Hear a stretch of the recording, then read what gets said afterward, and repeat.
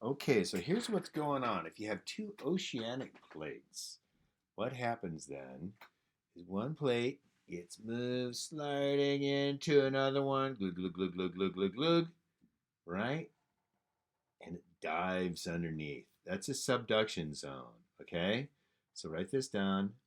Subduction zone. Probably the most important vocabulary term in the whole lesson, okay? Subduction zone. Then what happens when it runs into the other one? It drags it down and makes a trench. It pulls this one down. Now it doesn't move very fast. It moves like about an inch, maybe, inch and a half a year, but it pulls it down as it goes. And as it dives underneath, it gets hotter and hotter as it dives into the Earth's mantle. And it's taking all kinds of water with it and stuff like that because it's wet, because it's coming under the ocean. This is oceanic to oceanic, right? This right there is the ocean trench. Okay, so you got a trench. All right, and this is the deepest part of the ocean because it gets pulled down like that, right? Now it melts and it bubbles back up. Now it's less dense than the surrounding rock mostly because it has water in it, to be honest with you, and that water will rise to the surface and become a volcano. Now, when it's high enough up that it breaks the surface, that's what's called an island, right? Because the land has moved up above the surface of the water. And so this is what makes the island volcano a volcanic island arc. Now, in the arc, of course, it goes out, we're drawing a sideways cross section. So this is volcanic island arc.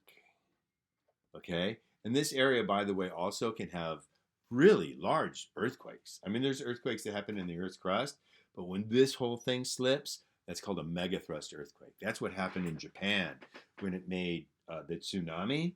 And one reason why it makes such a big tsunami, when this one slides forward, when it gets stuck and then it slides forward, this one pops up a little bit. And that pushes upward, which pushes the water up and makes it go out, and that makes a big wave. So the tsunami wave, when you have that underwater earthquake. But it's more than just the shaking. It's actually this part will snap back upwards because it's being pulled down, and that tension is stored in there. Anyway, so that has to do with earthquakes and tsunamis and volcanoes. Oh, lovely stuff, isn't it? Okay, so that's what makes the island arc. Okay, which the Aleutian Islands, Japan, Philippines, Caribbean. There's a lot of island arcs on the Earth, and plate tectonics explains how they got there. Okay, so now we get to the Ring of Fire. Okay, now the Pacific Ring of Fire, the idea here, but each of these blue dots, or red dots, sorry, represents is an earthquake. Okay, notice you have all these earthquakes that go, well, except not so much here, a little bit, but in the Pacific along here and down around there, absolutely have this string of earthquakes and volcanoes. The fire part would have to do with the volcanoes and stuff, okay? And so this is a little tricky. I'm not going to spend too long, but these are color-coded earthquakes, where the shallow ones are the blue, and the intermediate ones are the yellow, and the deep ones are the red. So what happens then when you have these color-coded, where you got the blue, yellow, red kind of coloration, that's trying to show depth, okay? So imagine, if you will, where one plate is sliding beneath the other, and while it slides, it's grinding. That would be an earthquake. That would send that seismic energy of its grinding across out through the rest of the crust, right? And if you have the subduction zone, the deeper areas here are going to be sending out from deeper, and the shallower, middle, and shallower. So this color coding, what it really shows, is the evidence for subduction. That's how we know these subduction zones are real, and that's how, science is based on evidence, and that's what it is. Now, if we were having the full year, we'd be studying more about earthquakes and seismic waves and how do they know how far away they are and stuff like that. We don't have to do that. Now, this is also where the volcanoes are. Each one of these little red triangles represents a volcano. Well, yeah, these are volcanic island arcs and stuff. And oh, yeah, you can see there's where Africa and the Rift Valley is there too. But anyway, here's the volcanoes, and they line the Pacific Ocean. That's what the deal is with the Ring of Fire.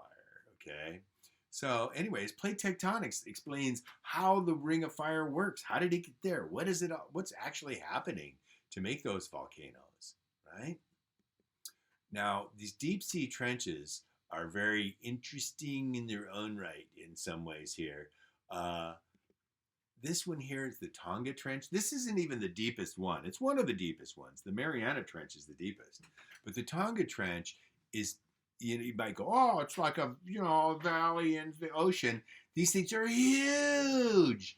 They're enormous. They're bigger than Mount Everest is high. Okay, here's a graphic of Mount Everest. It's just under 30,000 feet high from sea level. Well, the Tonga Trench dives down to more, like 3,500 feet deep. You could fit Mount Everest inside the Tonga Trench if you turned it upside down. These things are enormously giant, okay? These giant ocean trenches.